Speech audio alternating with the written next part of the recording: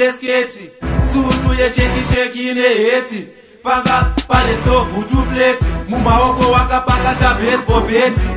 Ndikati maya ofsandikete, zvikati hwaro amasheti, pabirwa magubeze mapleti, mapoto esiriva namasheti. Vauya kuva ofsakadeti, zvanzikila soti mharo amasheti. Ndikati basa rangu ndoedza mugoti, pemanindi jobhu racho ndoruka maneti. Vauya kuva ofsakadeti, zvanzikila soti mharo amasheti. Ndikati basa rangu ndoedza mugoti, pemanindi jobhu racho ndoruka maneti.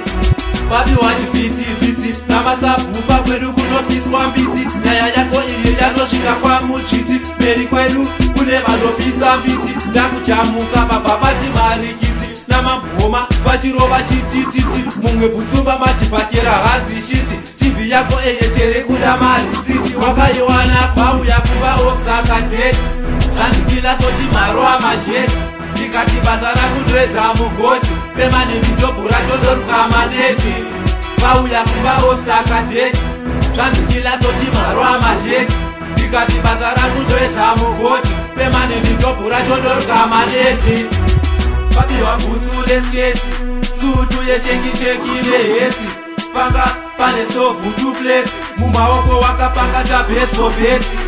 Ndikati maya ofsandikete, zvikati hwaro amasheti, pabiwa magubeze mapleti, mapoto esiriva namasheti. Vauya kuva ofsakadeti, zvanzikila soti mharo amasheti. Ndikati basa rangu ndoedza mugoti, pemanindi jobhu racho ndoruka maneti. Vauya kuva ofsakadeti, zvanzikila soti mharo amasheti. Ndikati basa rangu ndoedza mugoti, pemanindi jobhu racho ndoruka maneti. Rakati rasvika zuva rekoti, ndakakombwa ne7 mapoti.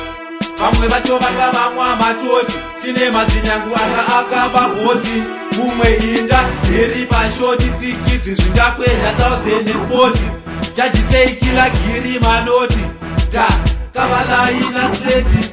Vauya kuva ofsakadeti, zvanzikila soti mharo amasheti. Ndikati basa rangu ndoedza mugoti, pemanindi jobhu racho ndoruka maneti. Vauya kuva ofsakadeti, zvanzikila soti mharo amasheti. Ndikati basa rangu ndoedza mugoti, pemanindi jobhu racho ndoruka maneti.